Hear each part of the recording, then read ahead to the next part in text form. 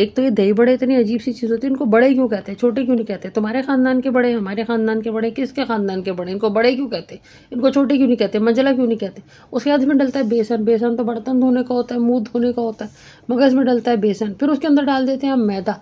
मैदा तो ओजड़ी होती है, वो ओजड़ी को मैदा कहते हैं, अब इसको भी मैदा कहते हैं।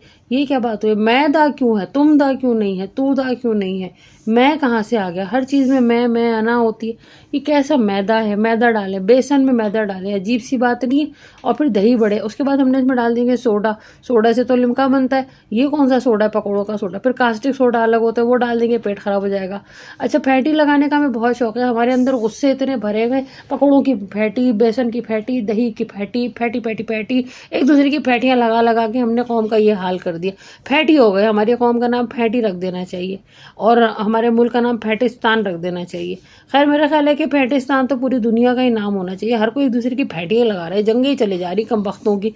उसके बाद हम इसके अंदर डालते हैं दही। दही हमने घर में ही जमा लिया, इसलिए कि हम घर के अंदर ही बहुत सारी लड़ाइयाँ कर लेते हैं, तो दही भी हम घर में। अब देखो, दही की फैटी लगेगी, फैटियाँ लगा लगा के पूरा रमज़ान हम गुजारते हैं। दही बड़े, अब दही की fatty fatty fatty fatty fatty fatty, जिस दिन ज़्यादा गुस्सा आ रहा हो उस दिन दही बड़े बना लो, पकोड़े बना लो, दही बड़े बना लो। दही छोटे क्यों नहीं कहते, इनको मंझला क्यों नहीं कहते? किसने नाम रखा है दही बड़े? अच्छा, दही बड़ा होना चाहिए, बड़ा होता है ना वो दही, दही बड़ा दोनों मुज़क्कर है। नहीं, दही सिंगुलर में है और बड़े एकदम बड़े हो गए। कोई नाम में कोई सेंस ही नहीं है, अजीबो गरीब सा नाम है दही बड़े। पंजाब चले जाओ, दही भल्ले कहेंगे।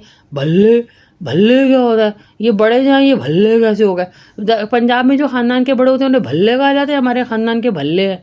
नहीं भाई ना, ऐसा तो नहीं कहते ना, कराची में होते। अब इसमें हम डाल देंगे चीनी। चीनी को एक अजीब सा नाम है, चीनी क्यों कहते हैं इसको? जापानी क्यों नहीं कहते, टर्किश क्यों नहीं कहते, इटालियन क्यों नहीं कहते, कैनेडियन, ये इंग्लिस्तान के क्यों नहीं कहते? चीनी। चीनी डाल दी हमने। दही, पहले हमने डाला मैदा ओजड़ी वाला, फिर बेसन।